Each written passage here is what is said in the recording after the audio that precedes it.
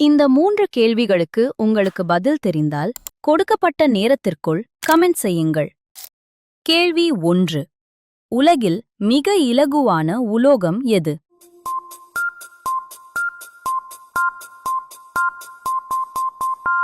கேள்வி 2.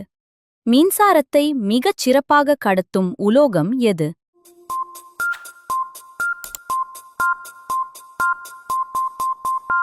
கேள்வி 3. பூமியின் உள்ளக மையம் இன்னர் கோர் பெரும்பாலும் எந்த 2 உலோகங்களால் ஆனது?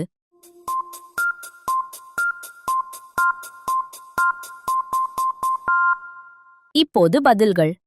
பதில் 1 லித்தியம். பதில் 2 வெள்ளி. பதில் 3 அயன் மற்றும் நிக்கல்.